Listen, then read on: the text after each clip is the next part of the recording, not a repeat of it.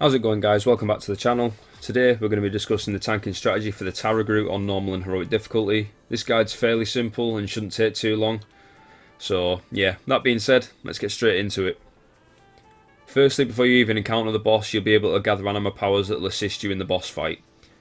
There are multiple choices you can take, and depending on your gearing capability as a tank, you can either take the best options like for DPS or the best ones for tanking if you struggle with survivability, which I'll be covering now.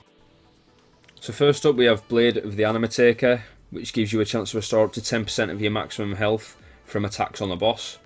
There's Stoneward, which gives you a shield worth 30% of your maximum health every 20 seconds and makes you immune to stuns and knockbacks while it's active. Overgrowth, which is all out great because it increases your armor by 75% and reduces the cost of most of your abilities by 30%. And Ever Beating Heart, which makes you immune to bosses' stun effects or the chains should you choose to soak them, really. So now that we've covered the anima choices for tank progressing this fight, let's take a look at the actual mechanics. The first mechanic for a tank is very basic. It's just another taunt swap. The boss will cast Overpower, which hits for a decent amount of damage and can potentially stun you for a reasonable period of time if you don't have the Ever Beating Heart. However, the important part of this mechanic isn't the actual hit itself, it's the debuff it leaves behind called Crushed Armor, which increases physical damage you take by 200% for 20 seconds. So basically just taunt after each overpower. The second mechanic in this fight is also very basic, and it's needed to be done by pretty much everybody unless they have a certain anima power, and it's called Hungering Mist.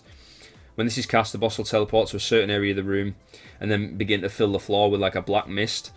There'll be one clear spot of this per cast and there'll be 3 casts, so it's important that you get to it and stand in it, otherwise you take a really decent amount of damage considering that you're a tank, and DPS are pretty much one shot unless they have the AoE anima power yet again. In heroic we can also have ourselves like a little bonus mechanic with the Remnants. After each Hungering Mist, the boss will drop a remnant to a random place in the boss room which needs to be soaked. The one after mists, from my experience, will always be the magic damage debuff, which we can take because we don't actually deal with magic damage as we're tanking, and DPS have a chance of actually being caught with a nasty dot which does a lot of damage in the first place, and never mind like with the bonus magic damage. So if you want to do it, you can, but it's not mandatory. We can just leave it to a DPS that doesn't have the dot debuff yet.